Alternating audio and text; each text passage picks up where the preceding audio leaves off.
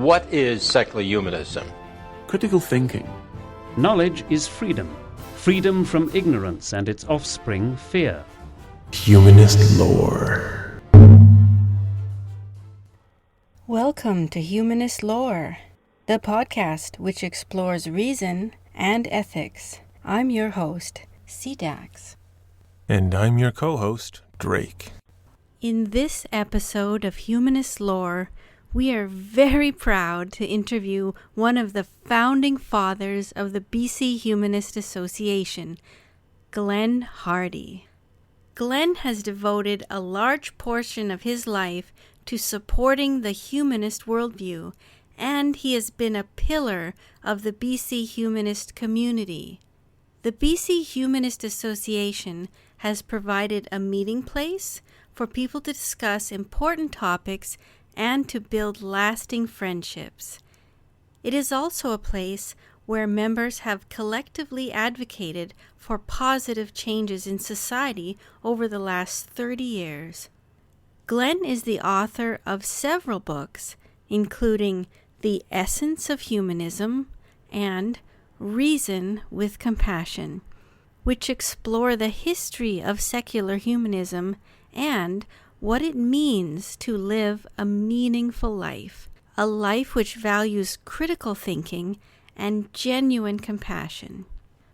We would like to honor and acknowledge the great contributions of the founding members of the BC Humanist Association. Their hard work and dedication has helped raise public awareness about the philosophy of humanism. Their long-term commitment to the principles of reason and compassion have uplifted many lives, and their tireless activism has instilled fairness and equality into public policy. Some of the founding members of the BC Humanist Association include Glenn and Lorraine Hardie, Rufus and Polly Ashley, Tom Burnett, Wilson and Kate Dillon, Conrad Hadland, Pat and Sandy Hutchin, Ernest and Uta Poser, Gordon and Goldie Rogers. And now, our interview with Glenn Hardie. Well, welcome to the program, Glenn. It's great to have you here. Oh, well, it's always nice to be somewhere. So, we wanted to know, what was your childhood like? Generally, I was raised in a middle-class, very comfortable home in Glasgow in Scotland.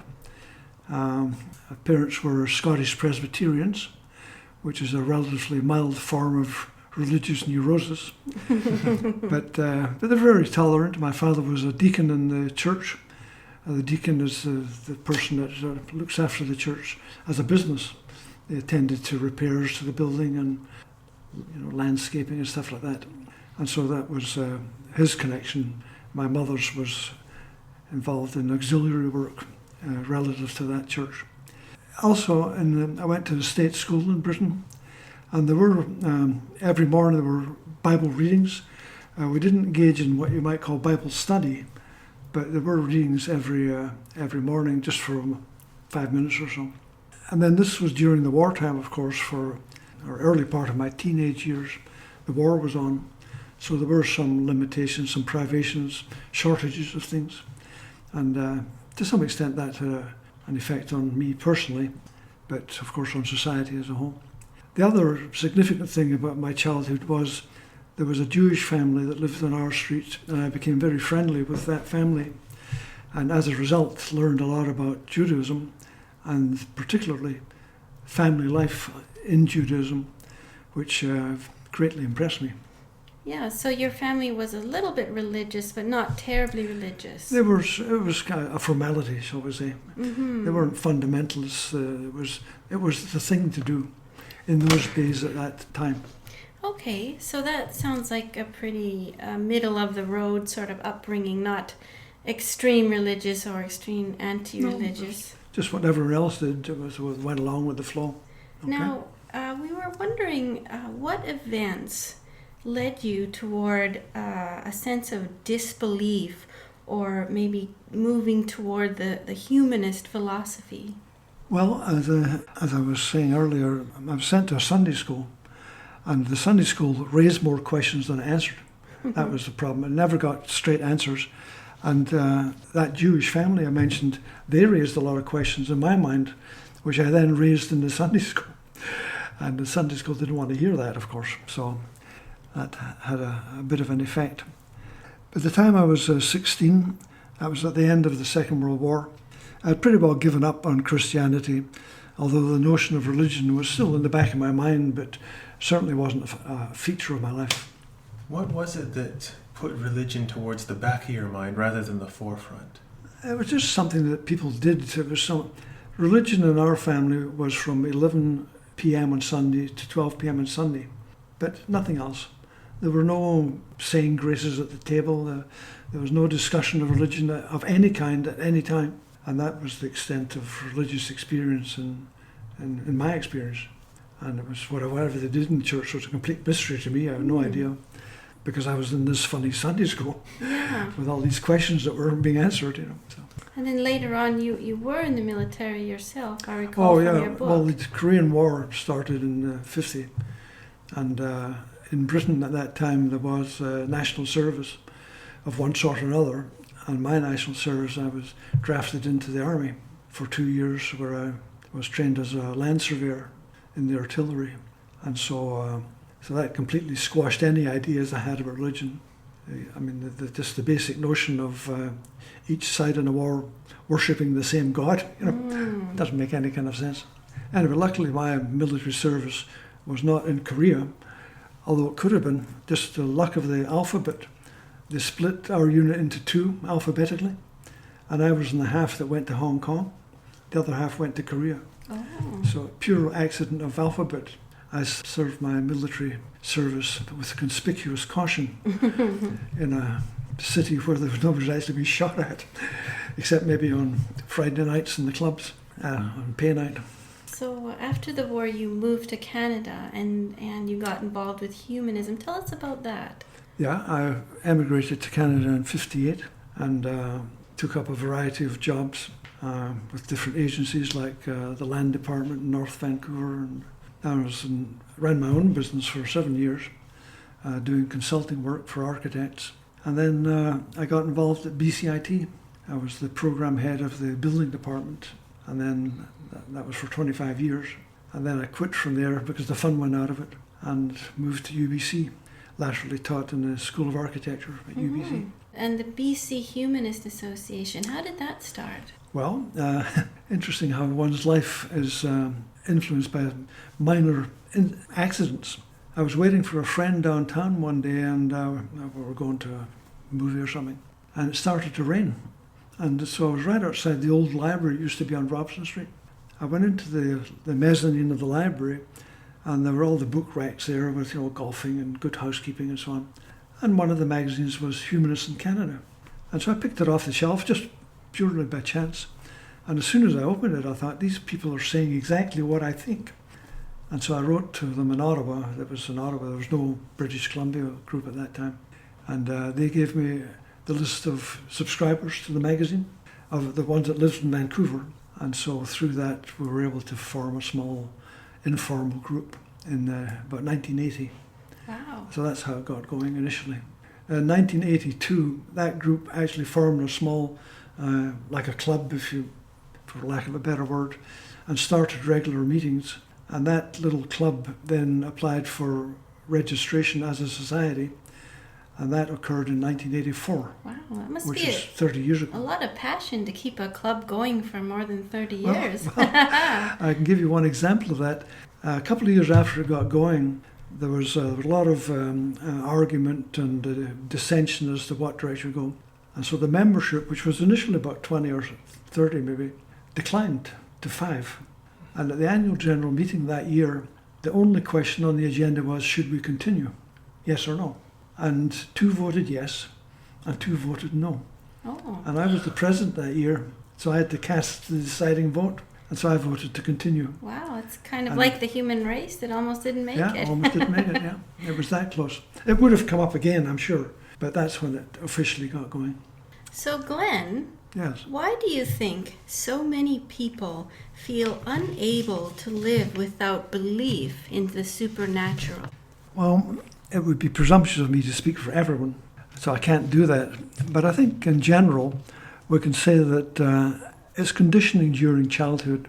You hear from the ultimate voices of authority, namely your parents, as to what you should think and how you should act and how you should comport yourself. And so I think that's a very large part of it. And it's not really until people like myself move out of the home, move away, that you begin to think a little bit more freely.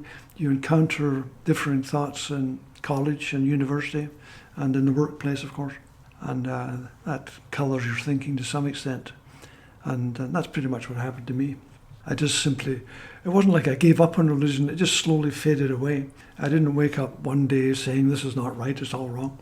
It just faded away and was not important anymore and has never become any more important. Yeah. No, it's interesting that so many people don't really think about it critically. They're just like, well, this is what I've been told, this is what my family does, yes, and right. It's not my place to question it, No, That's exactly right, yeah. I think an additional point that might be made is that generally in public education particularly, there's a great lack of opportunity for divergent thinking, for critical, analytical and creative thinking. And to some extent that's now changing, but that was certainly the case when I was going to school. And even my own son and to some extent my grandchildren are beginning to break free of that. Yes, it would be great if schools today and in the future would encourage children to think outside the box, to be critical thinkers. Absolutely. I think critical thinking is now in more curricula than before. How do you think the philosophy of humanism could lead one to a more moral life or a better world? Well, if we think about humanist philosophy, basically it provides grounds for fellowship for those who share ethical values but who do not hold religious beliefs. And out of humanist philosophy, humanist morality is founded on what's generally called the Golden Rule, as articulated by Confucius, long before Jesus, by the way, as an aside. And it's generally abbreviated as do unto others. Yeah, you can look up a longer version of it on the internet, but that's the basic concept. Based on lengthy human experience of what works and what doesn't work, what is intrinsically right and wrong, and not on commandments handed down from so-called authority. If each individual adopted these truths, the world would be a much better place. Do you think that going into the humanist way of thinking made you a more compassionate person in general? Yeah, I think the answer would be yes. One of the things humanism does is it offers fellowship, and fellowship by definition means being involved with your fellows. And so one of the great strengths, I think, of the humanist movement, and particularly our local group, is the opportunity every week to get together with like-minded people, share ideas, and share some food and drink as well. Share social events like movies or theatre or whatever, dinners. And so I think that's, to my mind, that's a fundamental issue in humanism, is the fellowship aspect. In my own case, again, speaking from personal development, you may recall about the 70s, there was a movement towards meditation. And I picked that up to some extent just to see what it was all about. And one thing, it did two things for me. It lowered my blood pressure, which was a plus. Great. But also it made me be more reflective and to consider other people's points of view. And that is tolerance. And that is the humanist virtue. So who has inspired you in your life's journey and why? Well, I think two people. The first would be my own mother. Although she, despite her Christian upbringing and firmly held Christian beliefs, she was a very kindly, tolerant person. I put up with a lot of nonsense from myself and my sister. I had an older brother who died when I was 16. But and also her husband. She encouraged him and his, where he ran a small engineering company, and so he spent a lot of time on that. But she was very tolerant.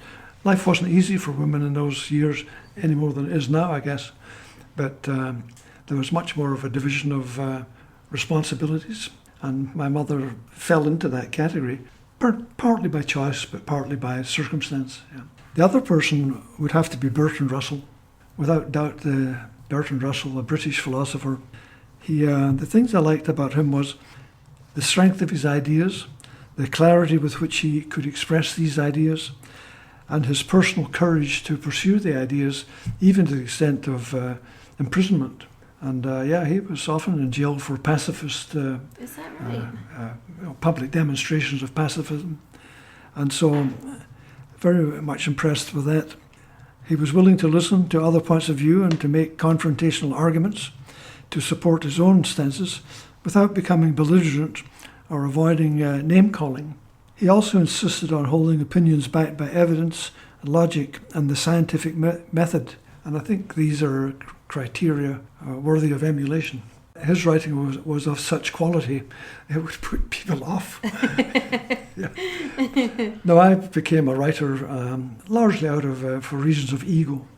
I think most books are written for that reason, that you have some ideas which you think the rest of the world doesn't understand, and so you want to set them down and set them right. And so my first 3 books were on building technology, aspects of contracts and estimating and specifications, things of that kind. And my next 2 books were on humanism, written essentially as primers, as textbooks of, if you want to be a humanist, here's how to do it. Well, that's good. I mean, we really need education in the area of what humanism is as an alternative to traditional religious theology. Absolutely, yeah. And there's plenty of it. It's just hard to find. If you go into any branch of Vancouver Public Library, you'll find shelves full of books on the various religions, specifically Christianity, on witchcraft, on all sorts of things. You'll be lucky if you find anything on free thought, critical thought. And in fact, I even had an exchange of correspondence with the Vancouver Public Library on that very subject. I went to several of the branches specifically looking for books and magazines on free thought. Absolute zero. There was nothing there. Plenty at the main branch. And the librarian said they can always order these books. And my reaction was, you can't order them if you don't know they exist. Yes, exactly. So get some of these books out of the main library and get them into the branches where the people are.